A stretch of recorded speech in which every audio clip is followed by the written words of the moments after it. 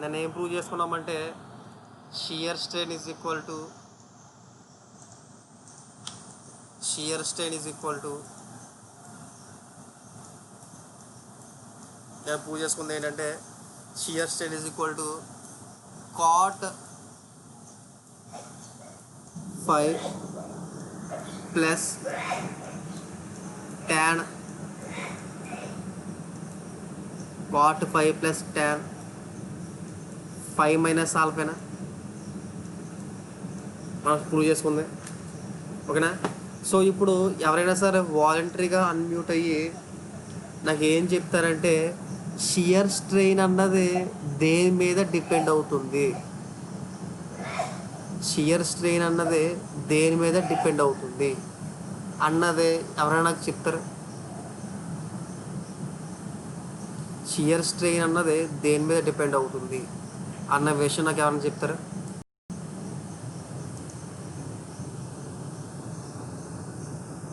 Shear strain అన్నది దేని మీద డిపెండ్ అవుతుంది అన్న విషయం నాకు ఎవరైనా చెప్తారా?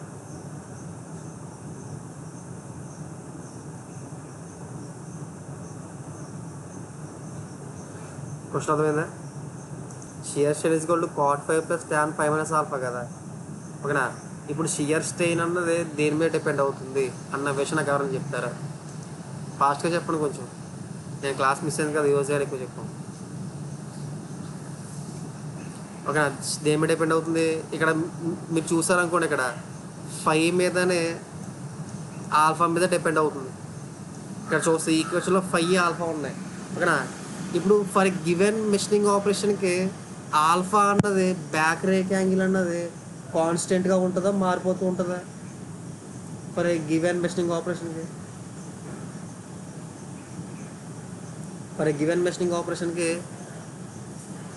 బ్యాక్ రేక్ యాంగిల్ అన్నది కాన్స్టెంట్గా ఉంటుందా, మారిపోతుంటుందా? ఏంటి కొంచెం గట్టిగా చెప్పి పర్వాలేదు, నేను ఏమన్నా కాన్స్టెంట్గా ఉంటుంది. ఎందుకు కాన్స్టెంట్గా ఉంటుంది? కాన్స్టెంట్ ఎలా చెప్తున్నాను, ఏ ఉద్దేశంతో చెప్తున్నాను?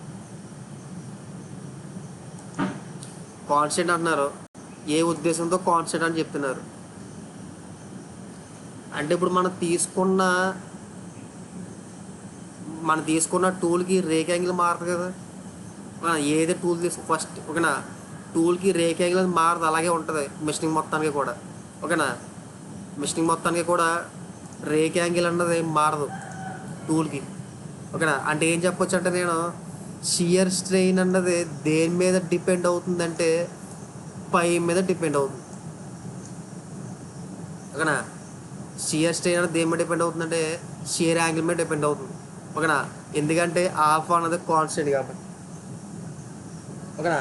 ఇప్పుడు నాకు ఈ షియర్ స్ట్రెయిన్ అన్నది ఎక్కడ మినిమం వాల్యూ అవుతుంది, ఏ 5 దగ్గర మినిమం వాల్యూ అవుతుందో నాకు కావాలి. ఓకేనా? అంటే ఇప్పుడు నేను నేను 5 వాల్యూ పెంచుకోవడం అనుకోండి, షియర్ స్ట్రెయిన్ అనేది పెరిగిపోతుంది. ఓకేనా? 5 వాల్యూ తగ్గించుకుంటే షియర్ స్ట్రెయిన్ తగ్గిపోద్ది, సంథింగ్ ఏదో అవ్వచ్చు, మొత్తం మీద తగ్గవచ్చు. ఎందుకంటే షియర్ స్ట్రెయిన్ అన్నది అంటే పై మారిపోతే షియర్ యాంగిల్ మారిపోతే ఆటోమేటిక్గా షియర్ స్ట్రెయిన్ అనేది మారిపోద్ది. ఓకేనా? అంటే ఇప్పుడు నాకు ఏం కావాలంటే ఏ 5 దగ్గర 5 వాల్యూ ఎంత అవుతున్నప్పుడు షియర్ స్ట్రెయిన్ అనేది మినిమం ఉంటుందో నాకు కావాలి, మినిమం షియర్ స్ట్రెయిన్ ఎంతో నాకు కావాలి. ఓకేనా? ఇప్పుడు నేను దాన్ని ఎలా ఫైండ్ అవుట్ చేయాలి? నాకు ఒక ఈక్వేషన్ ఉండి ఆ ఈక్వేషన్ యొక్క మినిమం వాల్యూ కానీ మ్యాక్సిమం వాల్యూ కావాలి, కానీ నాకు కావాలంటే నేను ఎలా ఫైండ్ అవుట్ చేసుకోవాలి?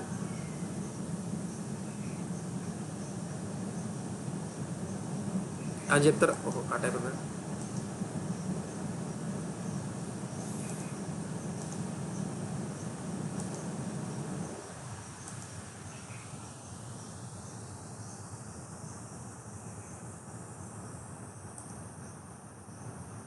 ఓకేనా? అంటే మీరు షియర్ యాంగిల్ అన్నది ఓకేనా, షియర్ స్ట్రెయిన్ అన్నది షియర్ యాంగిల్ మీద డిపెండ్ అవుతుంది. అంటే షియర్ యాంగిల్ మారిపోతే షియర్ స్ట్రెయిన్ అనేది మారిపోద్ది. ఎందుకంటే షియర్ యాంగిల్ అన్నది అదే డిపెండ్ అవుతుందని చెప్పి. అంటే ఇప్పుడు నేను ఏం కట్టాలంటే ఏ షియర్ యాంగిల్ దగ్గర షియర్ స్ట్రెయిన్ అన్నది మినిమం వాల్యూ అవుతుందో నేను ఫైండ్ అవుట్ చేయాలి. ఓకేనా? సో షియర్ యాంగిల్ అన్నది మినిమం. ఓకేనా? సో ఒక ఈక్వేషన్లో ఓకేనా. అది ఆ ఈక్వేషన్ అనేది ఒక విత్ రెస్పెక్ట్ ఒక వేరియబుల్ వల్ల ఎక్కడ మ్యాక్సిమం అవుతుంది ఎక్కడ మినిమం అవుతుంది ఫైండ్ అవుట్ చేయాలనుకోండి. ఎలా ఫైండ్ అవుట్ చేస్తాం మనం? ఒక ఈక్వేషన్లో ఒక వేరియబుల్ వల్ల ఏదైనా మారుతున్నప్పుడు ఓకేనా, అది ఎక్కడ మ్యాక్సిమం ఎక్కడ మినిమం అనేది ఫైండ్ అవుట్ చేయాలనుకుంటున్నా. ఎలా ఫైండ్ అవుట్ చేయాలండి?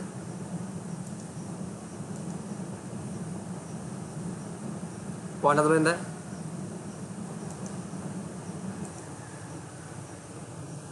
ఒక ఈక్వేషన్లో ఎక్కడ మ్యాక్సిమము ఎక్కడ మినిమము అని ఫైండ్ అవుట్ చేద్దాం అనుకుంటున్నా.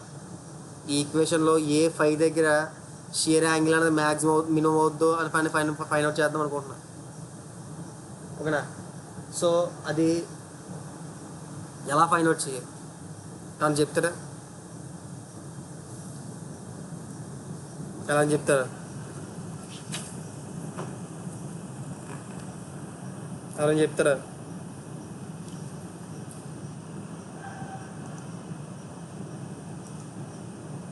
ఈక్వల్ టు జీరో డిఫరెన్షియేషన్ చేసి దాన్ని ఈక్వల్ టు జీరో చేయాలి. అంతేనా? డిఫరెన్షియేషన్ చేసి ఆ ఈక్వేషన్ డిఫరెన్షియేషన్ చేసి ఈజ్ ఈక్వల్ టు జీరో చేయాలి. అంటే విత్ రెస్పెక్ట్ ఏం డిఫరెన్షియేషన్ చేయాలి ఇక్కడ? విత్ రెస్పెక్ట్ దేంతో డిఫరెన్షియేషన్ చేయాలి దీన్ని? ఆ ఈక్వేషన్ డిఫరెన్షియేషన్ చేసి ఈజ్ ఈక్వల్ టు జీరో చేయాలంటారు. విత్ రెస్పెక్ట్ దేంతో డిఫరెన్షియేషన్ చేయాలి?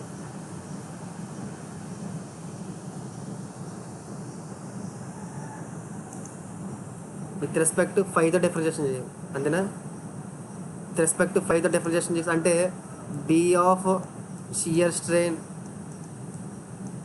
To the 5 is equal to ఏం చేయాలి? జీరో చేయాలి.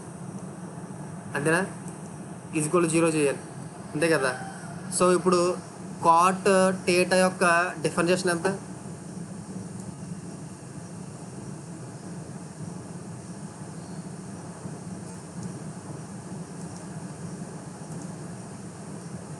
అయితే డిఫరెన్షియేషన్ చేసి ఈజ్ ఈక్వల్ చేయాలి. బాగా కాట్ టేటా యొక్క డిఫరెన్షియేషన్ ఎంత?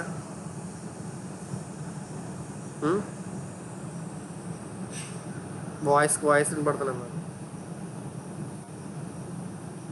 హలో, మాట్లాడుతున్నా తోటి.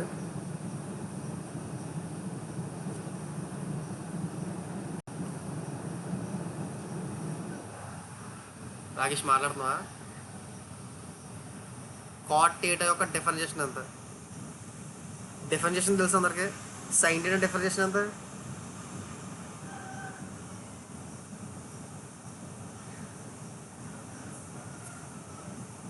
సైన్ టేటా డెఫినేషన్ ఎంత?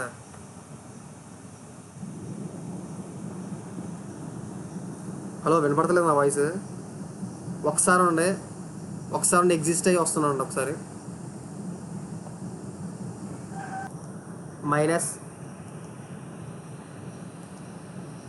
Minus cosecant square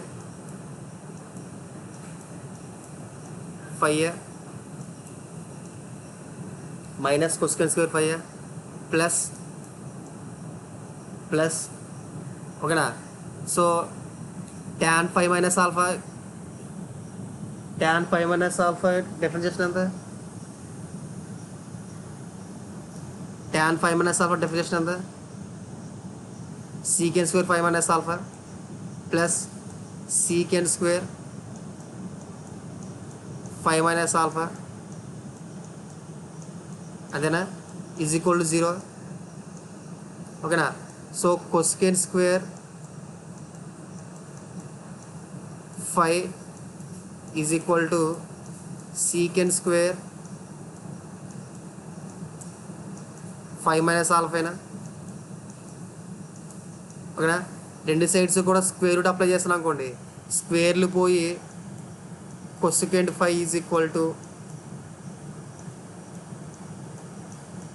secant 5 minus ఆల్ఫానా. సీకెంట్ 5 మైనస్ ఆల్ఫానా. సీకెంట్ 5 మైనస్ ఆల్ఫానా. అంతేనా.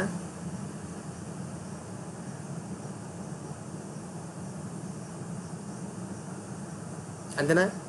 ఓకేనా. ఇప్పుడు నాకు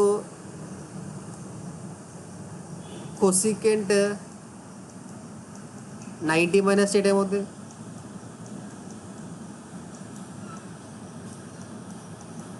కొసికెంట్ 90 మైనస్ చేయడం ఏమవుతుంది? సీకెంట్ ఏటా అయినా ఓకేనా? అంటే ఇప్పుడు నేను సీకెంట్ ఏటానే కొసికెంట్ 90 మైనస్ చేయడం కింద రాసుకోవచ్చా? ఓకేనా? అంటే ఇప్పుడు ఈ సీకెంట్ ఏటానే నేను కొసికెంట్ 90 మైనస్ చేయడం కింద రాసుకోవచ్చా? అంటే ఇప్పుడు దీని ఇదేమవుతుంది? ఇప్పుడు ఇది కొసికెంట్ 90 మైనస్ టేటా వాల్యూ ఎంత ఇక్కడ? 5 minus alpha is equal to cosecant 5 ఏనా? ఓకేనా? రెండు సైడ్లు కొసికెంటేనా? ఓకేనా? రెండు సార్లు కొసికెంట్ ఇన్వర్స్ కనుక నేను అప్లై చేస్తాను అనుకోండి, ఓకేనా? అప్పుడు 5 ఈజ్ ఈక్వల్ టు ఏమవుతుంది? 90 మైనస్ 5 మైనస్ ఆల్ఫా అవుద్దా? రెండు సైడ్లు కొసికెంట్ అప్లై చేస్తే ఓకేనా? దీని నుంచి 5 ఈజ్ ఈక్వల్ టు ఎంత చెప్పండి నాకు?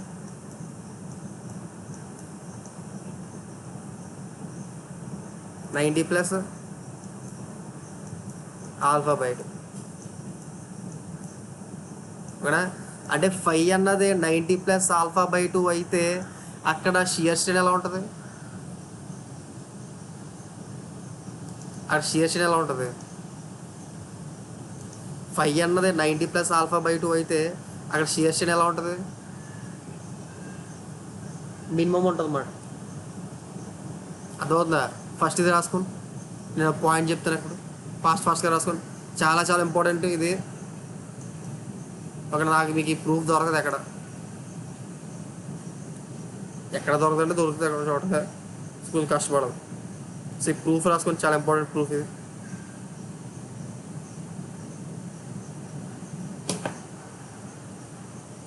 అంటే మనకి షియర్ స్ట్రెయిన్ అన్నది ఎక్కడ మినిమం ఉంటుందంటే 5 అన్నది 90 ప్లస్ ఆల్ఫా బై 2 అయినప్పుడు, ఓకేనా? 5 అన్నది 90 ప్లస్ ఆల్ఫా బై 2 అయినప్పుడు షియర్ స్ట్రెయిన్ అంటే మినిమంగా ఉంటుంది అన్నమాట.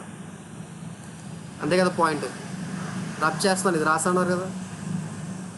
అంటే ఓకేనా, 5 is equal to 90 plus alpha by 2 అయినప్పుడు when 5 is equal to 90 plus alpha by 2 అయినప్పుడు షియర్ స్ట్రెయిన్ అన్నది మినిమంగా ఉంటుంది అని చెప్పి అంటున్నా. ఈ ఓకేనా, మ్యాక్సిమం కానీ మ్యాక్సిమం చెప్పండి, మ్యాక్సిమం కదా మినిమం. అది సపోజ్ అది మ్యాక్సిమం మినిమం మనకి తెలియాలంటే, ఓకేనా, మ్యాక్సిమం మినిమం మనకు తెలియాలంటే మినిమం మ్యాక్సిమం కాదు. బాలాజీ మ్యాక్సిమం చెప్పనా? ఫస్ట్ ఆఫ్ ఆల్ మనకి మినిమం మ్యాక్సిమం తెలియాలంటే నేను ఫస్ట్ ఒకసారి డెఫినేషన్ చేశాను కదా, మీరు 2 సార్లు డెఫినేషన్ చేసి వచ్చిన 5 వాల్యూ దాంట్లో ప్లేస్ చేయాలి. ఓకేనా? అప్పుడు మీకు పాజిటివ్ వాల్యూ వచ్చింది అనుకోండి, మినిమం అవుతుంది, నెగిటివ్ వాల్యూ వస్తుంది, మ్యాక్సిమం అవుతుంది. ఓకేనా? సో కట్టింది షియర్ స్ట్రెయిన్ అనేది మినిమం. షియర్ స్ట్రెయిన్ అనేది ఎక్కడ మినిమం అవుతుందో అది కట్టమాట. ఓకేనా? ఇప్పుడు మీకు దీంట్లో క్వశ్చన్ ఎలా వేస్తాడంటే జస్ట్ ఆల్ఫా వాల్యూ ఎంతో అంత ఇస్తాడు మీకు. ఒక ఆల్ఫా వాల్యూ ఒక 30 అన్నాడు. ఓకేనా? ఫైండ్ మినిమం షియర్ స్ట్రెయిన్ ఎంతో చెప్పండి. ఇప్పుడు if alpha value is 30, find minimum shear strain. Alpha value 30 అయినప్పుడు minimum shear strain value find వచ్చేయండి. ఎంతో చెప్పండి ఒకసారి.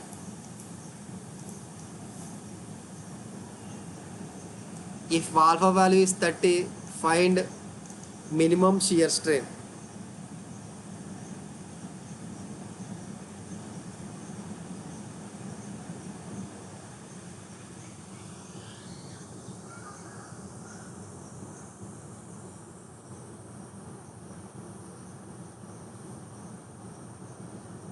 $1.15 shear strain value.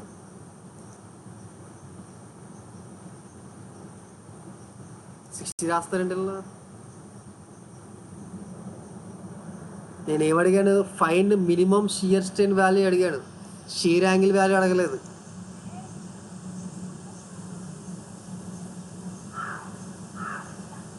Shear strain value అడిగాను. ఓకేనా, ఎలా ఫైండ్ అవుట్ చేయాలి? వెంకటేష్లో -34 వెంకటేష్ -34 ఎలా ఫైండ్ అవుట్ చేసావు?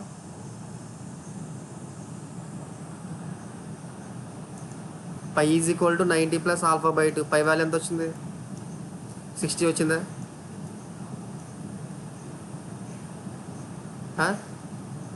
సో నాకు సిఎస్టెన్ వాల్యూ కావాలి. ఇప్పుడు ఆ సిఎస్టెన్ వాల్యూ దేంట్లో పెట్టాలి? cot 5 cot 60 plus tan 5 - α 60 - 30. దీని వాల్యూ ఎంత వచ్చింది? మైనస్లో వచ్చిందా?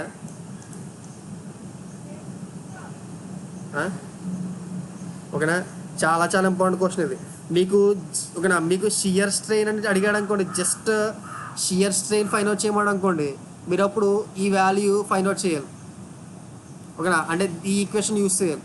ఓకేనా, సో 5 వాల్యూ అనేది దీని నుంచి తేకూడదు మనం. ఓకేనా, 5 అన్నది 90 + α/2 అన్నది ఎప్పుడు యూస్ చేయాలంటే వాడి క్వశ్చన్లో find the minimum shear strain అన్నప్పుడు మనం ఫైండ్ అవుట్ చేయాలి. అదవుతుందా?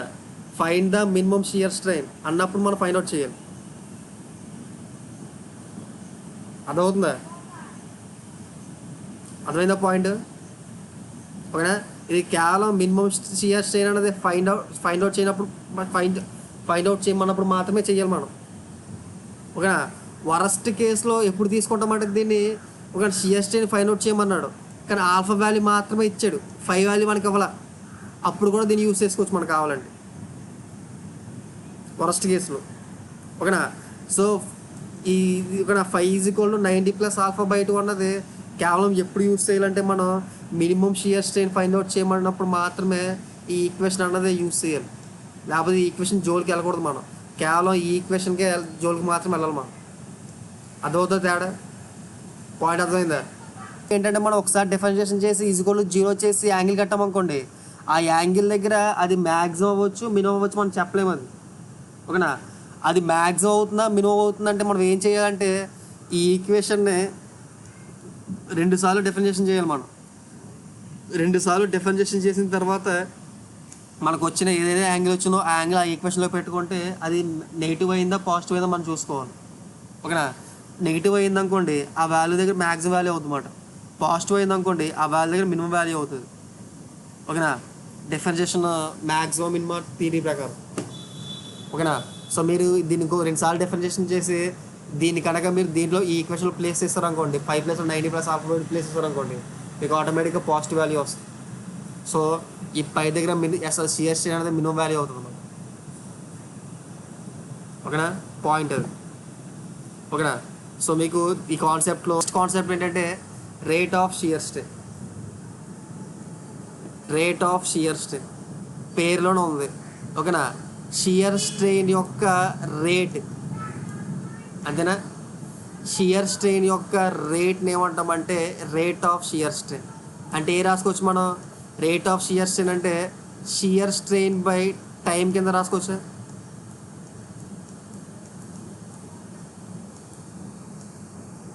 షియర్ స్ట్రెయిన్ బై టైం కింద రాసుకోవచ్చా? రేట్ ఆఫ్ షియర్ స్ట్రెయిన్ అంటే షియర్ స్ట్రెయిన్ బై టైం కింద రాసుకోవచ్చా? ఓకేనా, నిన్న మనం నీట్గా ఒక డయాగ్రామ్ గీసుకున్నామా షియర్ స్ట్రెయిన్కి?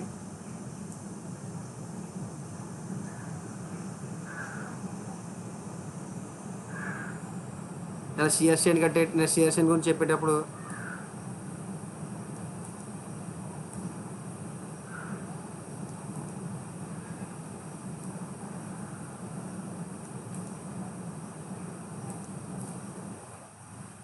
ఇదేమో 90 degrees అనుకోని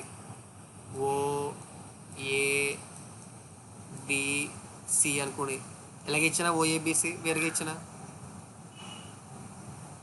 నేను ఈ డయాగ్రామ్ గీసాను కదా, షియర్ స్ట్రెయిన్ గురించి మాట్లాడేటప్పుడు ఈ డయాగ్రామ్ గీసుకొని ఇది 5 అనుకోని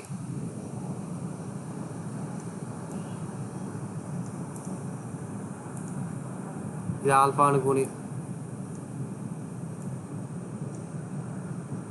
ఓకేనా, ఇదేమో 5 అనుకోని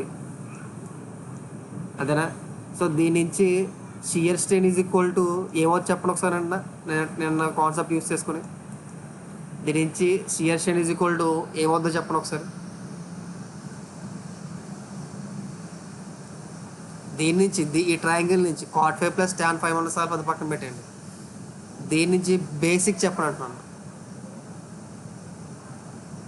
బేసిక్ డెఫినేషన్ ప్రకారం దీని నుంచి shear strain is equal to ఏమవుద్దని అడుగుతున్నాను నేను. AB/OCA ఇక్కడ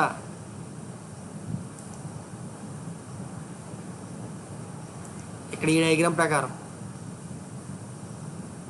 నిన్న గీసిన డయాగ్రామ్ ప్రకారం AB/OCA వచ్చేమో OB/ACA.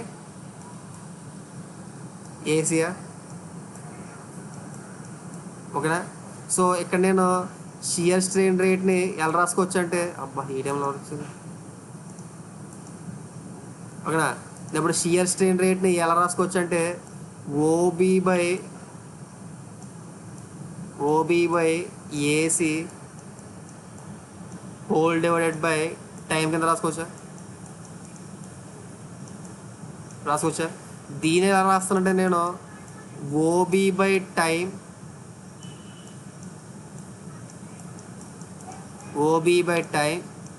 ఇంటూ 1/AC కింద రాయచ్చా? OB/టైం ఇంటూ 1/AC కింద రాయచ్చా? OB/టైం అంటే ఏమవుతుంది అని చెప్పగలరా నాకు? OB/టైం ఏమవుతుంది? Shear strain. OB/టైం ఎస్ఎస్ అంటే ఏంటి? OB/AC అవుద్ది. OB/AC అన్నది ఎస్ఎస్ అవుద్ది. ఓకే, నేను ఏమడుతున్నాను? OB/టైం అడుగుతున్నాను. Shear velocity, very good. Length by time velocity కదా. ఓకేనా? ఆ డైరెక్షన్లో ఉన్న వెలాసిటీ ఏంటి? షియర్ వెలాసిటీనా? అంతేనా?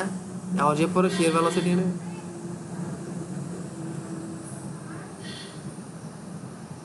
రాకేష్ చెప్పాడు. ఓకేనా? OB/టైం షియర్ వెలాసిటీ అవుద్దా? ఎందుకు? ఆ డైరెక్షన్లో ఉన్న వెలాసిటీ ఏది? షియర్ వెలాసిటీనా? ఓకేనా? Divided by AC.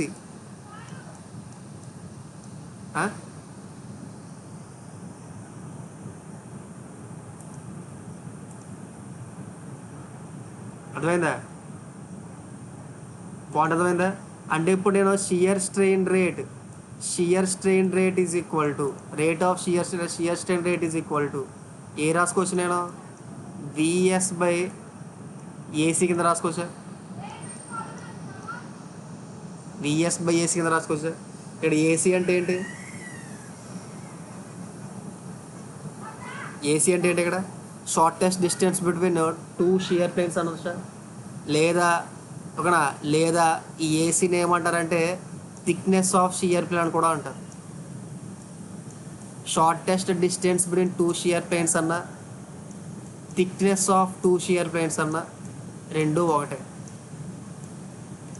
Thickness of shear plane అన్న, shortest distance between 2 shear planes అన్న రెండు ఒకటే. ఓకేనా? అందుకే shear strain rate is equal to ఏ రాస్తారంటే shear velocity divided by TS కింద రాస్తాం. TS అంటే ఏంటంటే థిక్నెస్ ఆఫ్ 2 షియర్ ప్లేన్స్. ముందు చెప్పేస్తాను, థిక్నెస్ ఆఫ్ 2 షియర్ ప్లేన్స్ అన్న ఒక shortest distance between 2 shear planes అన్న రెండు ఒకటే. ఓకేనా? ఎందుకు రెండు ఒకటే అంటే ఏంటంటే ఓకేనా? సో మనకి దాన్ని నా దగ్గర ఎక్స్ప్లెనేషన్ ఏంటంటే రెండు ఒకటే అంటున్నారు కదా సార్, ఎందుకు రెండు ఒకటే అని చెప్పి నన్ను అడిగారు అనుకోండి. ఓకేనా? సపోజ్ ఇనిషియల్గా టూల్ ఇలా ఉంది. ఓకేనా? టూల్ టిప్ అన్నది ఇక్కడ ఉన్నప్పుడు షియర్ ప్లేన్ ఇది. ఓకేనా? టూల్ టిప్ అన్నది జస్ట్ అది దాటేసి ముందుకెళ్ళిపోయింది అనుకోండి. టూల్ టిప్ అన్నది అది దాటేసి జస్ట్ ఓకేనా ఇక్కడికి వస్తుంది అనుకోండి ఇక్కడికి. ఓకేనా? అప్పుడు వెంటనే ఒక షియర్ ప్లేన్ అన్నది ఇలా ప్రొడ్యూస్ అయిపోద్ది వెంటనే. దీనికి ఆనుకుని ఇంకొక షియర్ ప్లేన్ అనేది ప్రొడ్యూస్ అయిపోద్ది. దానికి ఆనుకుని అలా షియర్ ప్లేన్ ప్రొడ్యూస్ అయిపోతుంది. ఓకేనా? సో ఈ షియర్ ప్లేన్కి నెక్స్ట్ ప్రొడ్యూస్ షియర్ ప్లేన్కి డిఫరెన్స్ ఎంత తేడా ఉందంటే మనం ఏం చెప్పవచ్చు, thickness of the shear plane అని చెప్పొచ్చు. ఓకేనా? అప్పుడు ఫస్ట్ ప్రొడ్యూస్ అయిన షియర్ ప్లేన్కి నెక్స్ట్ షియర్ ప్లేన్కి మధ్యలో ఉన్న షార్టెస్ట్ డిస్టెన్స్ అంటే ఏం చెప్పొచ్చు మనం అక్కడ? Thickness of the shear plane అని చెప్పొచ్చా? ఓకేనా? అందుకే shortest distance between two shear planes అన్న థిక్నెస్ ఆఫ్ షియర్ ప్లేన్ అన్న రెండు ఒకటి కింద తీసుకుంటారు. ఓకేనా? చాలా ఇంపార్టెంట్ ఫార్ములా ఇది. గేట్లో 2 సార్లు అడిగాడు దీని మీద నుంచి క్వశ్చన్. ఓకేనా? షియర్ స్ట్రెయిన్ రేట్ గురించి 2 సార్లు అడిగాడు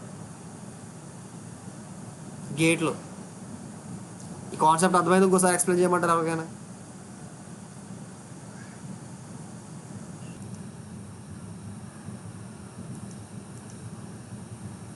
టూల్ అన్నది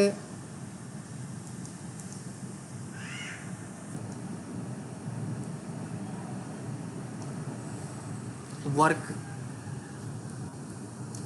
ఓవరాల్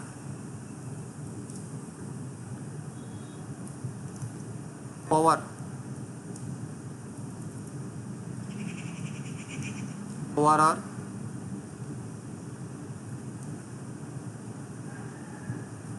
ఎనర్జీ.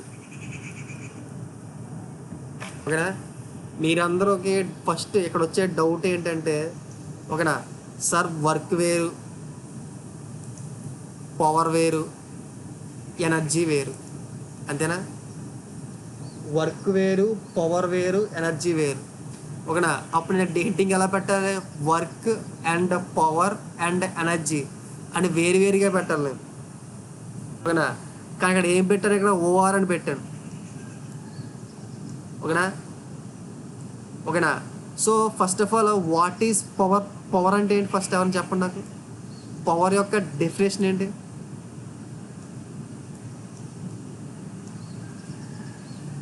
పవర్ యొక్క డెఫినేషన్ ఏంటి?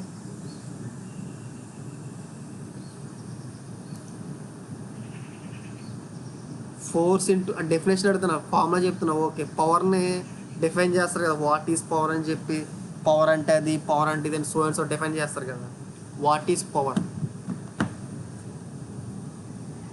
డెఫినేషన్ ప్రకారంగా పవర్ అంటే ఏంటి డిఫైన్ చేస్తారు కదా, పవర్ అంటే అది, పవర్ అంటే ఇది అని.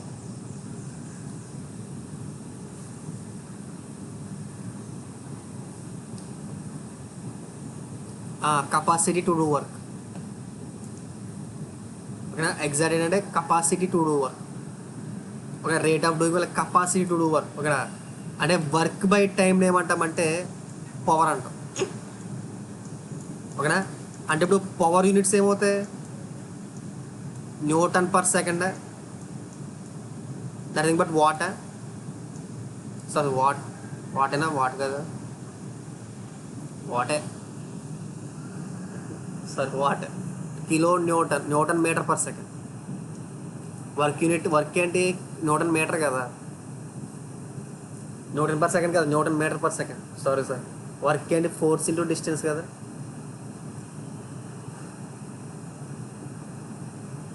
ఓకేనా? Newton per metre per second అంటే వాట్ అంటే.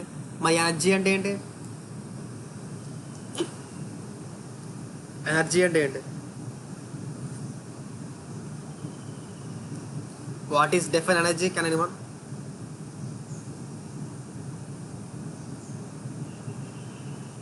ఎనర్జీ డిఫైన్ చేస్తారు ఎవరైనా?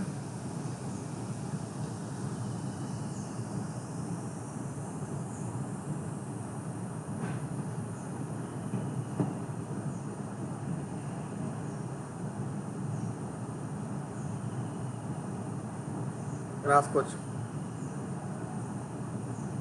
ఇది కూడా కెపాసిటీ ఫిజికల్గా చేంజ్. ఇది కూడా rate of capacity to do వర్కే. ఓకేనా? దీని యూనిట్స్ కూడా న్యూటన్ మీటర్ పర్ సెకండ్లో ఉంటుంది. ఓకేనా? మరి ఇక్కడ వర్క్ చెప్తున్నాం చూసారా, మనం మెషినింగ్ ఆపరేషన్లో మెషినింగ్ చేస్తున్నప్పుడు వర్క్ని ఎప్పుడు కూడా క్యాలిక్యులేట్ చేయము. ఓకేనా? రేట్ ఆఫ్ వర్క్ని మాత్రమే క్యాలిక్యులేట్ చేయగలము. ఒక మెషినింగ్ ఆపరేషన్ చేసేటప్పుడు ఎప్పుడు కూడా మనం వర్క్ని క్యాలిక్యులేట్ చేయలేము. ఒక ఏం క్యాలిక్యులేట్ చేయగలం మనం? రేట్ ఆఫ్ వర్క్ని మాత్రమే క్యాల్కులేట్ చేయగలం మనం. ఓకేనా. ఫర్ ఎగ్జాంపుల్ మనకి ప్రొడక్షన్ చాప్టర్ నుంచి ఫైండ్ ద వర్క్ డన్ అని అడిగాడు అనుకోండి. ఓకేనా. ఆడు వర్క్ డన్ అని అడిగినప్పటికీ కూడా మనం ఏ ఫైండ్ అవుట్ చేయగలమంటే రేట్ ఆఫ్ వర్క్ డన్ మాత్రమే ఫైండ్ అవుట్ చేయగలం మనం. అర్థమవుతుందా? ఇండైరెక్ట్గా మనం ఏం చేయగలమంటే ఆడు వర్క్ అడిగినప్పటికీ కూడా మనం ఏ ఫైండ్ అవుట్ చేస్తాం, అక్కడ పవర్ని ఫైండ్ అవుట్ చేస్తాం, పవర్ కన్జంప్షన్ ఫైండ్ అవుట్ చేస్తాం. అర్థమవుతుందా? ఓకేనా. అందుకనే ఆడు వర్క్ని ఫైండ్ అవుట్ చేయమన్నా, పవర్ని ఫైండ్ అవుట్ చేయమన్నా, ఎనర్జీని ఫైండ్ అవుట్ చేయమన్నా మనం దీన్నే ఫైండ్ అవుట్ చేస్తాం, రేట్ ఆఫ్ వర్క్ని ఫైండ్ అవుట్ చేస్తాం. అందుకనే work or OR power or energy అని చెప్పి హెడ్డింగ్ పెట్టాను. ఓకేనా. బై డెఫినేషన్గా వర్క్ అంటే వేరు, పవర్ అంటే వేరు, వర్క్ యూనిట్స్ వేరు, పవర్ యూనిట్స్ వేరు. ఓకేనా. కానీ ఈ ప్రొడక్షన్కి వచ్చేసరికి మనకు వర్క్ని క్యాల్కులేట్ చేయలేం, మనం రేట్ ఆఫ్ వర్క్ని క్యాల్కులేట్ చేయగలం. అదవుతుందా? అది ఫైండ్ ద వర్క్ డన్ అన్నప్పుడు కూడా మనం rate of work done calculate చేస్తాం ప్రొడక్షన్కి వచ్చేసరికి. అదవుతుందా? అదర్ సబ్జెక్ట్స్ విషయంలో వర్క్ అంటే వర్కే క్యాల్కులేట్ చేయాలి, రేట్ ఆఫ్ వర్క్ అంటే రేట్ ఆఫ్ వర్కే క్యాల్కులేట్ చేయాలి. ఓకేనా. కానీ ప్రొడక్షన్ సబ్జెక్ట్కి వచ్చేసరికి వర్క్ని మనం క్యాల్కులేట్ చేయలేం కాబట్టి రేట్ ఆఫ్ వర్క్ని క్యాల్కులేట్ చేస్తాం. ఓకేనా. అంటే ప్రొడక్షన్లో మరి వర్క్ యొక్క యూనిట్స్ ఏమైపోతాయి, న్యూటన్ మీటర్ పర్ సెకండ్లోకి వెళ్ళిపోతాయి ఇక్కడ. ఓకేనా. అంటే మనం వర్క్ అంటే యాక్చువల్గా ఫోర్స్ ఇంటూ డిస్ప్లేస్మెంట్ వేసుకుంటాం కదా, కానీ వచ్చేసరికి వర్క్ అంటే ఫోర్స్ ఇంటూ వెలాసిటీ వేస్తాం.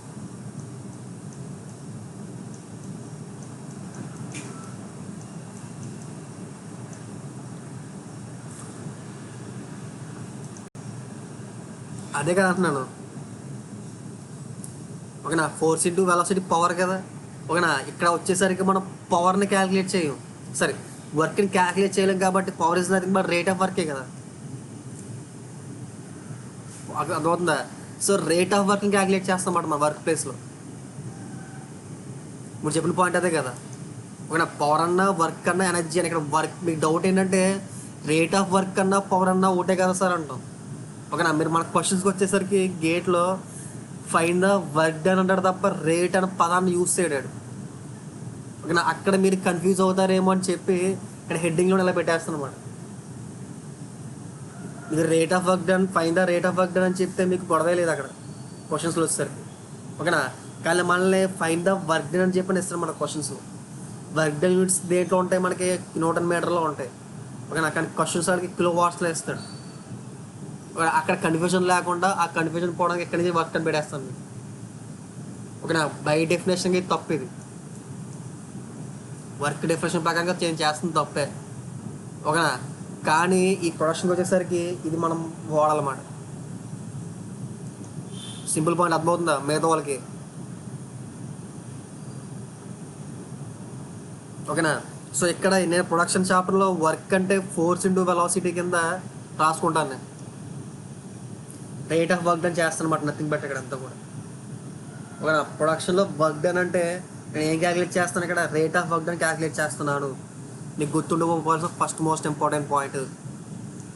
అందుకే ఎప్పుడు కూడా వర్క్ డన్ అంటే ఏంటంటే ఫోర్స్ ఇంటూ వెలాసిటీ కింద రాసుకుంటాను నేను. ఆ పాయింట్ క్లియర్ అందరికీ? ఇంకేం డౌట్ ఉంది దాంట్లో? ఓకేనా. ప్రొడక్షన్లో వర్క్ డన్ అంటే నేను ఏ ఫైండ్ అవుట్ చేస్తానంటే rate of work done find out చేస్తాను. So rate of work done find out చేస్తాను కాబట్టి దాన్నే పవర్ అనొచ్చు, పవర్ కన్జంప్షన్ అనొచ్చు. ఓకేనా. నెక్స్ట్ వెలాసిటీ అనొచ్చు, నెక్స్ట్ ఎనర్జీ అని కూడా అనొచ్చు. ఓకేనా. మీకు ఏం చెప్పాను, మెటల్ కటింగ్లో అనాలిసిస్ చేస్తాం. ఆ అనాలిసిస్ చేసి ఏమేమి ఫైండ్ అవుట్ చేస్తాను చెప్పాను మీకు.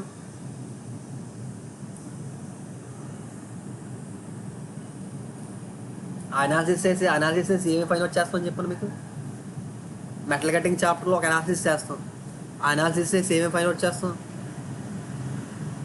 ఫస్ట్ క్లాస్ ఫస్ట్ పాయింట్ అదే కదా, డెఫినేషన్ అదే కదా. మెటల్ కటింగ్ డెఫినేషన్ అంటే ఏంటి? మెటల్ కట్ ఏంటి? టూల్ మెటీరియల్, టూల్లో ఇండ్యూస్ అయిన force, temperature, power consumption, tool life గురించి అనాలిసిస్ చేసుకుంటాం. అంటే మన ఒక మెషినింగ్ ఆపరేషన్లో ఎంత ఫోర్స్ ఇండ్యూస్ అవుద్ది, ఎంత టెంపరేచర్ ఇండ్యూస్ అవుద్ది, ఎంత టూల్ లైఫ్ అనేది వస్తుంది, వాటి గురించి మనం ఫైండ్ అవుట్ చేస్తాం మనం. అంతేనా? అంతేనా? ఇప్పటి వరకు నేను మీకు ఒక మెస్టింగ్ ప్రాసెస్లో ఇండ్యూస్ అయ్యే ఫోర్స్ గురించి మాట్లాడేసాను. ఒక మెషినింగ్ ప్రాసెస్లో ఇండ్యూస్ అయ్యే ఫోర్స్ గురించి మనం డిస్కస్ చేసుకున్నావా?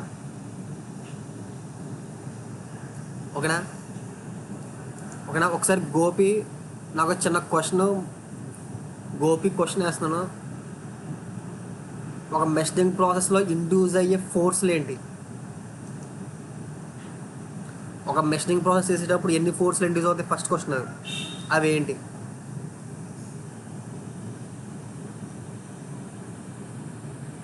ఒక మెషినింగ్ ప్రాసెస్ చేసేటప్పుడు ఎన్ని ఫోర్స్లు ఇండ్యూస్ అవుతాయి? అవి ఏంటి?